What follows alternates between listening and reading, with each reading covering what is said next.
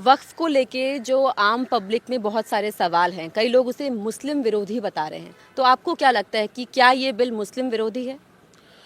वक्फ संशोधन बिल जो 2025 में आज पेश किया जा रहा है वो मुस्लिम विरोधी, भारत विरोधी बिल्कुल भी नहीं है।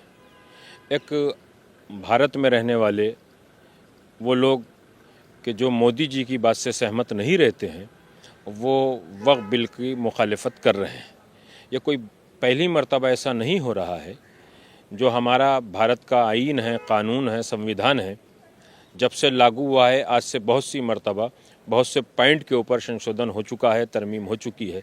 इसी तरीके से जब वक्फ में धांधली बहुत ज़्यादा हो गई, औकाफ के ज़मीनें बर्बाद हो गईं, भू माफियाओं ने वक्फ लैंड के ऊपर कब्ज़ा करके अपने परिवार के लिए उनको सेल कर दिया, तो सरकार के पास इतनी शिकायतें थीं कि शायद किसी विभाग में इतनी किसी दूसरे विभाग की प्रॉपर्टी की शिकायतें नहीं थी।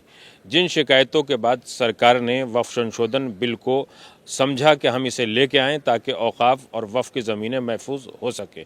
लोग वक्फ प्रॉपर्टी को बेच देते हैं लेकिन अपने गरेबान में झाँक कर नहीं देखते हैं। मोदी जी ने भारत के अंदर या भारत सरकार ने या और मिनिस्टरों ने जो जो इस भारत के अंदर 2014 से आज तक काम किया है उसको मोदी जी कहते हैं तो गलत हो जाता है, वो लोग कहते हैं तो ठीक हो जाता है। वक्फ बिल में तब्दीलियां होती रही हैं लेकिन कभी इससे यतीम बच्चों की शिक्षा का काम नहीं हुआ। कभी गरीब, यतीम, बेवा जो बिल्कुल ही ऐसे हैं कि जिनके घर में मजदूरी के अलावा कुछ नहीं है, उनके लिए कभी छत मकान नहीं दिए गए हैं। आज मोदी जी ने पहले किया है, उसके बाद संशोधन बिल ला रहे हैं। अगर इसका फ़ायदा मुसलमानों को पहले पहुंचा है तो वो ये बताएं कि उन्होंने वक्फ के पैसे से, वक्फ की प्रॉपर्टी से, वक्फ की जायदाद से, वक्फ के माल से किस किस को मकान दिया है।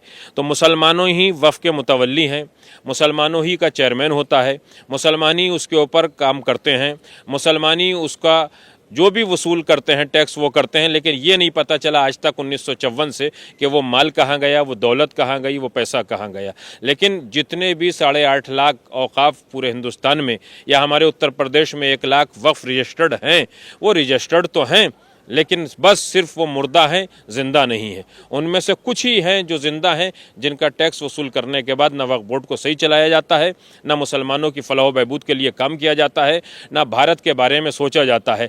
हमारी नरेंद्र मोदी जी से, भारत सरकार से मुसलमान और हिंदू की बेस के ऊपर नहीं बल्कि एक धर्म गुरु की हैसियत से, और इस हैसियत से हम इस भारत के नागरिक हैं, इस हैसियत से कि किसी गरीब का भला होना चाहिए, उनसे हमारी पहले से यही गुजारिश है कि वक्फ संशोधन बिल लाकर जो वक्फ में धांधली है उसको ख़त्म कीजिए। इससे भारत का भी विकास हो, मुसलमानों के बच्चों की शिक्षा में भी विकास होना चाहिए। आप जेपीसी की बैठक में भी थे, तो आपका क्या कहना है? जैसे ऑपोजिशन बोल रहा है कि मुस्लिम समुदाय से कुछ पूछा नहीं गया, अपनी मनमर्जी की है सरकार ने, आपको कितनी सही लगती है? जेपीसी कमेटी में सिर्फ भारतीय जनता पार्टी के सांसद ही नहीं थे बल्कि दूसरी पार्टियों के भी उसमें रुकन बने थे। जिस दिन हम लोग जेपीसी के सामने गए उस दिन हमने अजीब खेल देखा। जो वहाँ पे मुसलमान मेंबर हैं वो अवैसी साहब हों, इमरान मसूद हों, मुहिबुल्लाह नदवी साहब हों या सपा के हों, जिस पार्टी के भी हैं, बीजेपी के अलावा या बीजेपी के सहयोगी दलों के अलावा जितने भी मेंबर हैं वो कभी साथ बैठ जाते हैं, कभी विरोध कर लेते हैं। वो अजीब खेल अंदर और बाहर खेल रहे हैं। मेरी गुजारिश है कि थोड़े से मुसलमान मुतवल्ली हैं 24 करोड़ 20 करोड़ में से, और ज़्यादातर वो हैं कि जिन्हें वक्फ के बारे में नहीं मालूम हो। तो मेरी गुजारिश मुसलमानों से ये है कि पहले इसको समझिए। किसी भी छलावे में अवैसी साहब के, इमरान मसूद साहब के, मुहिबुल्लाह नदवी साहब के, इन लोगों के छलावे में ना आइए। वक्फ बिल पास होगा, वक्फ बिल पास होना है, मुसलमानों का विकास होना है। आज भी होगा मुसलमानों का विकास, कल भी होगा। मोदी जी ने भी विकास किया है, भारतीय जनता पार्टी ने भी विकास किया है। भारतीय जनता पार्टी और मोदी जी मुसलमानों के और भारत के दुश्मन नहीं है बल्कि भारत के हितैषी, आतंकवादियों के दुश्मन है। ममता बनर्जी का स्टेटमेंट आता है, कांग्रेस का स्टेटमेंट आता है, ओवैसी का स्टेटमेंट आता है, मदनी साहब का स्टेटमेंट, सब लोग ये बोल रहे हैं कि मुसलमान विरोधी है ये कानून और जानबूझ के हस्तक्षेप किया जा रहा है, चाहे ट्रिपल तलाक हो, चाहे यूसीसी हो। इसमें अभी हिंदू पर्सन भी इसमें ऐड होगा वक्फ बोर्ड के अंदर, और महिलाएं भी ऐड हो रही है। आपको कितना सही लग रहा है? आपको लग रहा है कि कहीं इंटरफेरेंस किया जा रहा है धार्मिक मामलों में? यहीं से तो इनकी नीति और नीयत का पता चलता है। उत्तर प्रदेश में सपा सरकार में शिया वक्फ बोर्ड में महिला भी मेंबर रही हैं, मुस्लिम महिला। और दूसरी बात यह है कि इसका एक अधिकारी होता है हर डिस्ट्रिक्ट में, जिसे ज़िला अल्पसंख्यक कल्याण अधिकारी कहते हैं। वो मुसलमान नहीं होते हैं, वो बहुत से हिंदू हजराती उस पर रहते हैं, उस सीट के ऊपर। तो ये एक इनके फर्जी मुद्दे हैं हिंदू मुसलमान के। ये हिंदू मुसलमान का मैटर नहीं है, ये सरकार का मैटर है, भारत का मैटर है, भारतवासियों का मैटर है। इनकी ये विचारधारा बहुत गलत है। सिर्फ ये अपने परिवारों को जो वक्फ लैंड के ऊपर बिठा चुके हैं उनको बचाने की कोशिश कर रहे हैं। जो इन्होंने खाया है इनके पेटों के अंदर से भारत का कानून, भारत का संविधान वक्फ संशोधन बिल के बाद वो भी निकाल लेगा और औकाफ का तहफ़्फ़ुज़ होगा। इससे भारत का विकास होगा, भारत की जनता का विकास होगा। इसमें जो वक्फ बाय यूज़र है वो काफ़ी चर्चा में था, उसको लेके काफ़ी हंगामा था। तो क्या है वक्फ बाय यूज़र जो सरकार खत्म कर? सरकार कोई भी पॉइंट ऐसा नहीं ख़त्म कर रही है कि जिससे वक्फ बोर्ड में कोई परेशानी पैदा होगी। ये सिर्फ 2014 से जो सरकार आई उससे पहले 1954 से 2014 तक अगर कोई कमी थी तो सरकार दूसरी थी, उन्हें पूरा करना चाहिए था। लेकिन वो कमी को ख़त्म नहीं करते हैं, वो और कमी बढ़ाने के बाद उसको लूट लेते हैं।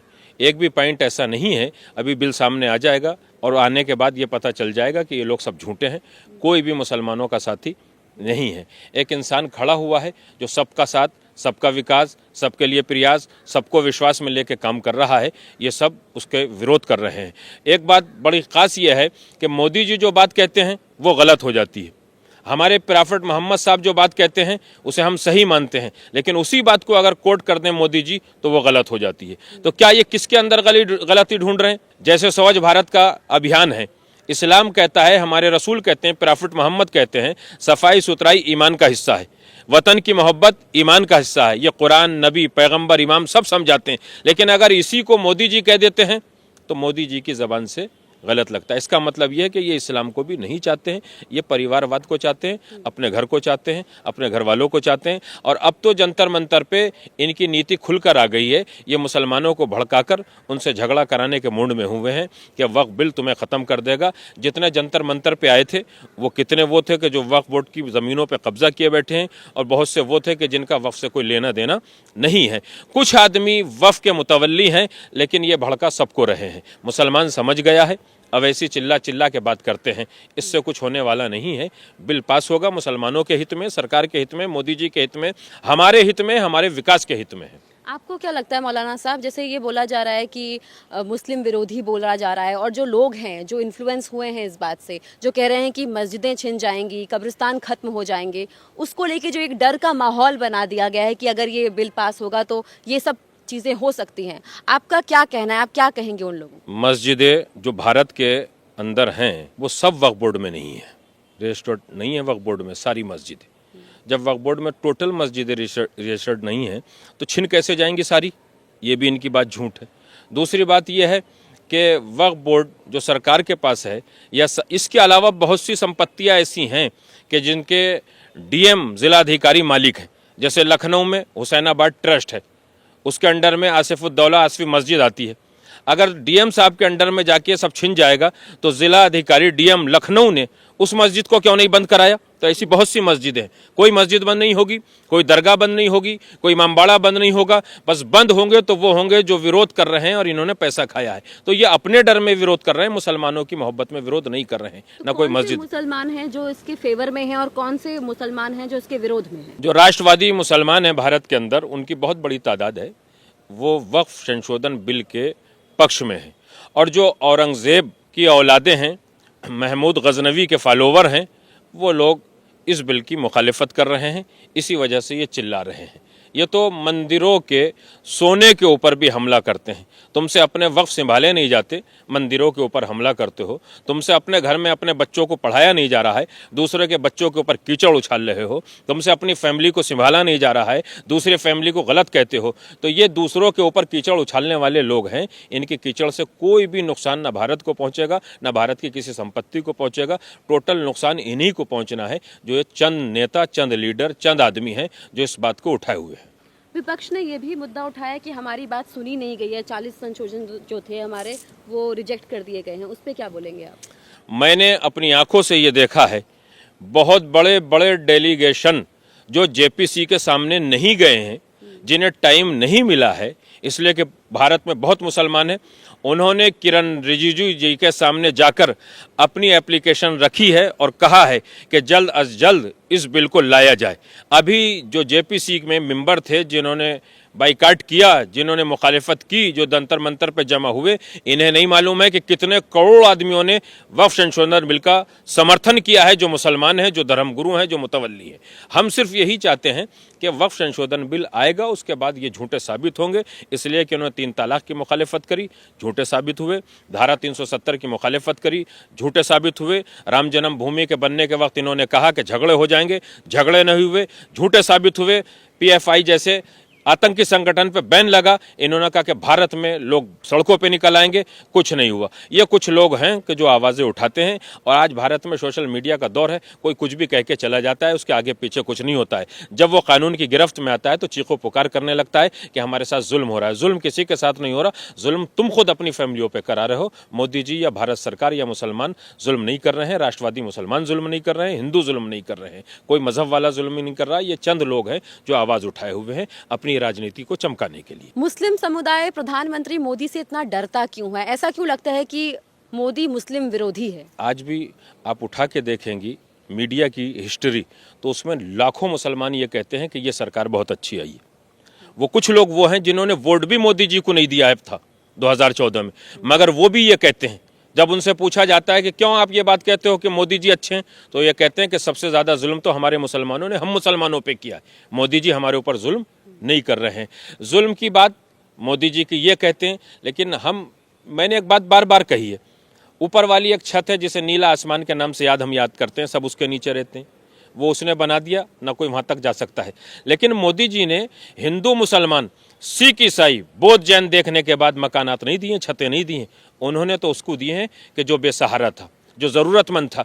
तो जब मजहब देखकर उन्होंने मकानात नहीं दिए हैं, तो भला मोदी जी किसी चीज़ में मजहब देखने के बाद कोई चीज़ क्यों देंगे? भारत के सबसे अच्छे, सबसे बढ़िया, सबसे ताकतवर, सबसे पावरफुल, सबसे शक्तिशाली प्रधानमंत्री श्री नरेंद्र मोदी जी हैं, जिनको गलत कहना खुद अपने आप को गलत कहना है। तो कांग्रेस तो अपने आप को जो है वो सेक्युलर पार्टी बोलती है कि मुस्लिम हितैषी भी हैं, तो फिर वो लोग इस बिल के खिलाफ क्यों? 2014 से पहले कांग्रेसी की हुकूमत रही है, तो फिर कांग्रेस ने मुसलमानों को इतना पावरफुल क्यों ना बना दिया कि जो आज परेशानी आ रही है? कांग्रेस इसका सवाल का जवाब देती है।